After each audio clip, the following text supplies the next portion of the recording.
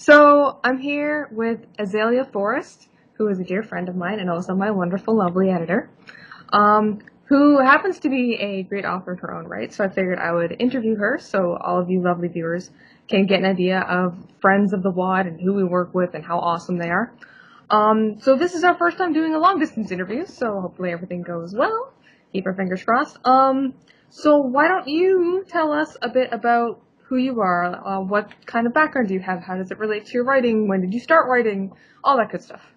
So, my background, my work and my education doesn't really have anything to do with my writing. But I've been writing since 2001, back in the old days of, AOL chat rooms and role playing. Just gotta say that. That's important. Developed, in 2003 when Gaia Online came out and just all that role playing just kind of got the creative juices flowing, and I've been writing ever since. You are so organized with your days and stuff. Somebody asked me when I was on Gaia, I would not be able to tell them.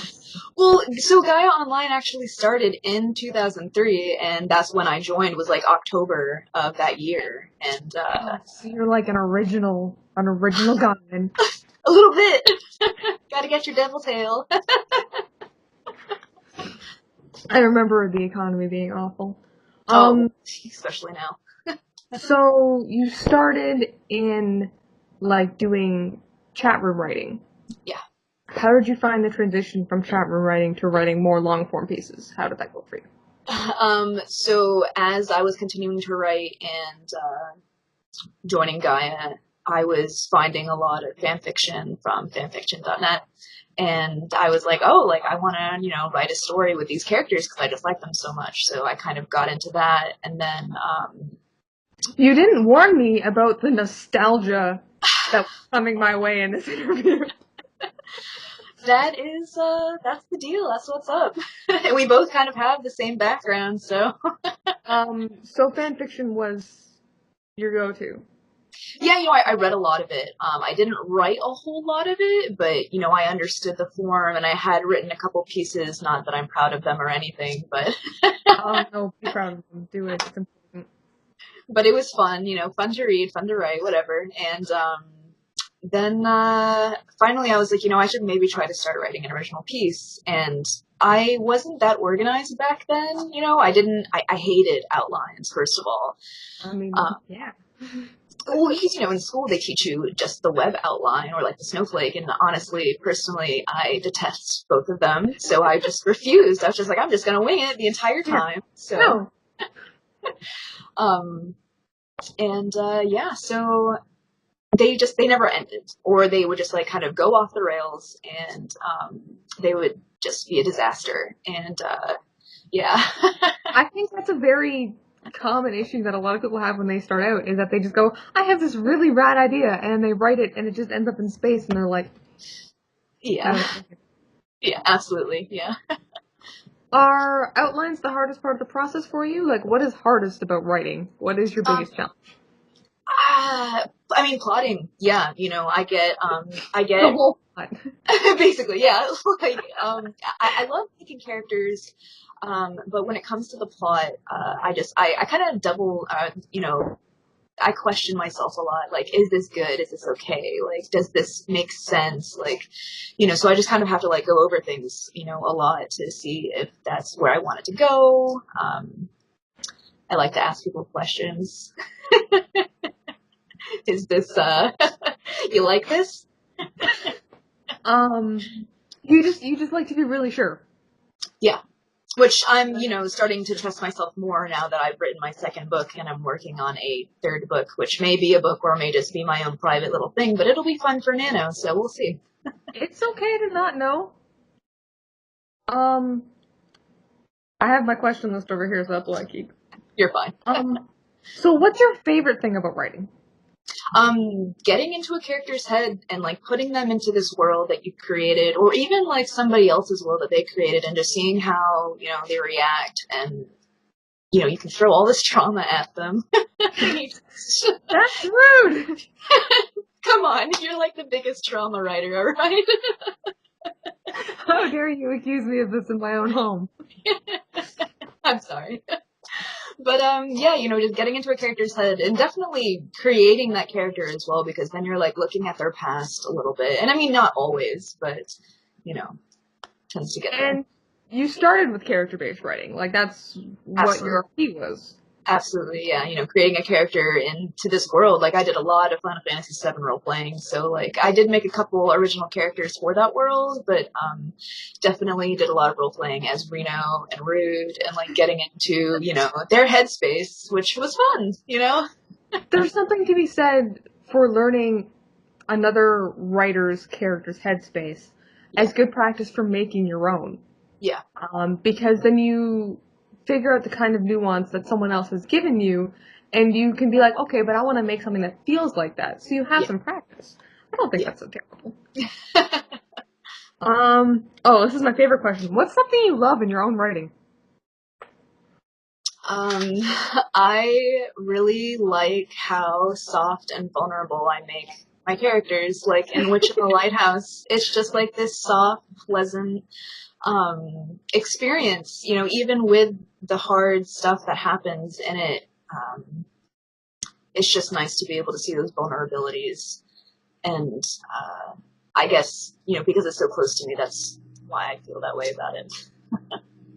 It's hard to be soft. It's hard to be vulnerable when you know that things could hurt you. And I really appreciate Witch in the Lighthouse because it is a very gentle story. Stuff happens, obviously. Bad stuff happens. There's plot. But it doesn't, I don't come out of it feeling emotionally beaten up. Yeah. I come out of it being like, that was a good time. I enjoyed my experiences with these characters. So I mean, I'm glad that you like the thing that drew me to your work. Thank you. I think I've kindly accused it of being Ghibli-esque before. That's fine. In the quiet sense of wonder it has. But it's very different from the Underground, isn't it? Oh yeah. Oh, absolutely. I still kind of have that aspect of the characters being soft in this dark and hard and gritty world. But yeah, definitely more intense. Yeah. But it still carries over. Like, Ash is very gentle as a person. Like, she's very open. She is. And I mean, it makes reading them really nice. Thank you. What's something you want to improve on in your work? Prose. I feel like I write, like when I'm editing especially, I can see it, but I feel like I write really not authoritarian, I guess just rigid, and I would like it to be more flowy and kind of pretty, but not like outrageous. I want it to get to the point, which it does, but it would be nice if I could add some more stuff, more feelings into it. You want it to be slightly more than mashed potatoes. Yes. Sure. An interesting way to put it. Well, something a little less bland, something with more feeling. Yeah. I think don't that's necessarily feel like it's bland per se, but I know what you're trying to say. Yeah. I think it's a difficult balance to strike between wanting to write something in a way that's like evocative and moving, and writing something that's overdone. Mm-hmm. And it takes a lot of practice, I think, to find out where that line is. Yeah. But like, as an editor, you're excellent at pointing out that line for me. Yes. Just being like, this doesn't make any sense and you need to stop. Thank you. Thank you. What's the worst piece of writing advice you've ever been given? There's actually two things that I wanted to say for this question. I really want to hear. The first one was something that I heard that wasn't told to me, but I heard of it, and it was someone saying that like a woman shouldn't write a man because as a main character because they don't know, You get this all the time! I want Yeah. to find people giving this advice and slap them. Yeah, or like if you're a man, you can't write a woman as the main character, or like you shouldn't write a woman as like a strong masculine character, and it's just people are, all different sorts of anything and everything. So that is frustrating. That's garbage. we had this discussion. We have it in every panel, every Yeah. character panel we do. Like in the interview I did with Ace, we talked about it. Like, it's just people keep giving this advice and they need to stop. Yeah. The other one. The other one was, researching advice. There was one thing that I came across that I was just like, no, like this flat out needs to stop. Writing will never happen if this is the prerequisite. And it was, you have to have everything figured out before you can write the book. And you would never write. You have to make these steps. You have to go forward and you have to, just, you have to start somewhere. Like, even if you have a little bit, just do something just to get it out. It doesn't have to be a book in that form, And I've heard a lot of advice that contradicts that, where they're saying if you're in the middle of writing something and you come across information that you need, that you don't have, that you should just leave a marker for yourself rather than distract yourself from writing to look it up. Then you can later do more research to fill in those blanks. It's just, I mean, I'm a big fan of research. If you're writing something outside of your own experiences, you probably want to do some reading about it. But, like, it's impossible to know everything about everything that you might possibly need when you're writing a book. Like, exactly. What? Yeah. And like when you're writing the book, it evolves. Like, you can't account for every single little thing that happens in your book. How do you know? Yeah. How are you ever organized enough to know every single thing you'll need to research? Yeah.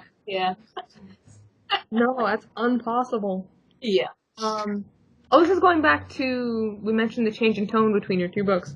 How hard was it for you to shift gears between the fluffy, beautiful Witch in the Lighthouse and the gritty, dark, bloody Underground? I wanted the Underground to be darker than it was. It is still dark, but I wanted it to have more of a horror aspect, and I did not quite get there, but it was really fun to get really as violent as I did on the page. So it was difficult. You have, like, some repressed rage that you're dealing with? Is that what the Underground was? Probably. All those years in customer service coming out? Yes.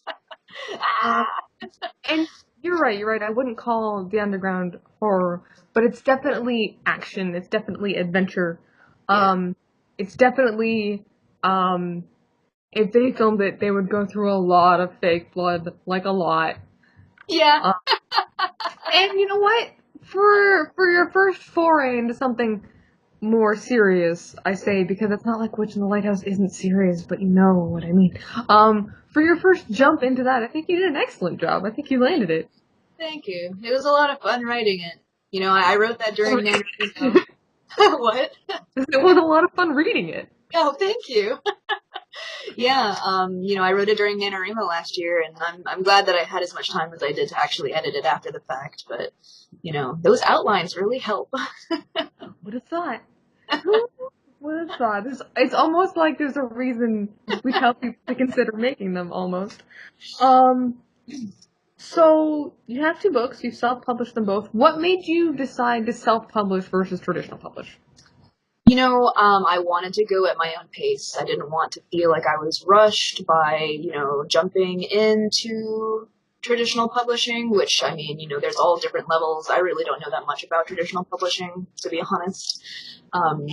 But I also wanted to just have all of that creative freedom, to not have anyone dictate what I've written, which I'm sure that it's good advice, but I just wanted to start here for now. I'm sure that's good advice, but also the hell of it. So indie publishing was more accessible to you, and you liked having the ability to take care of your own stuff. I mean, absolutely, yeah.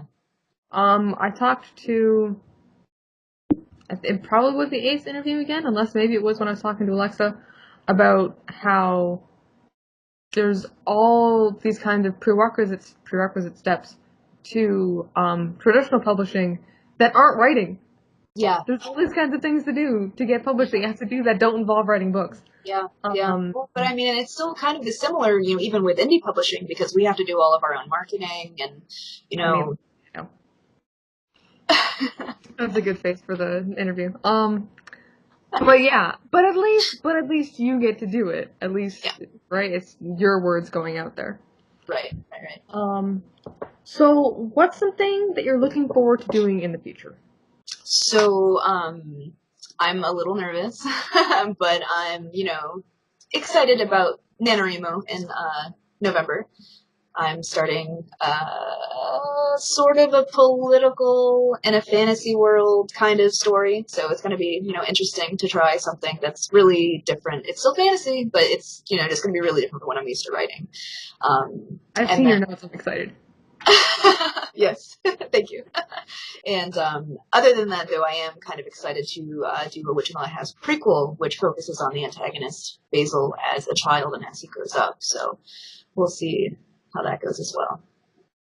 I don't know if he deserves a prequel. I mean, he might not, but... No, I'm joking. I'm excited to read it. I think he's great. You know that. I know. That's all I have for prepared questions. So, my last question is there something that you would want to tell either your readers or future aspiring writers, or if you had to put something out into the world of YouTube, what would that thing be? If you have an idea, just start writing. If you don't write, it'll never happen. Writing something is definitely always better than not writing something. Yeah. Absolutely. Even if you think it's garbage, keep going. Garbage is great. Garbage is important. Nano really, especially when you're editing as you're writing, it you really can see how much you feel and hate your own writing at times, and those are the times where you really need to just tell yourself, just finish it, and then you can look at it later, and then maybe it'll be good, and maybe it won't be, but at least you did it. I think that's definitely worth saying because I do think a lot of people get into the weeds of writing something and then they decide that they're not as in love with it anymore. But there's something to be said for finishing the work anyways. Yeah, absolutely. Yeah. I don't know that shiny book love feeling is ever enough to carry you through a project. Yeah. Right? Because it always fades. Yeah, absolutely. Yeah, you get so frustrated and you're like, why is this so hard? Why are words hard? Why is this happening? You get stuck on one word. So thank you for joining me for this first ever long distance interview. Yeah. I'm hoping in the future of the WAD that we'll do a second part to this IRL. I think that would be fantastic. That would be.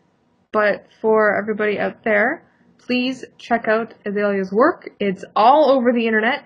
You can find it on her website, and you can find it on Amazon, and both of those links will be posted below the video.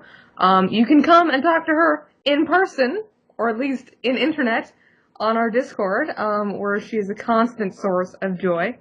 Thank you again. Thank you.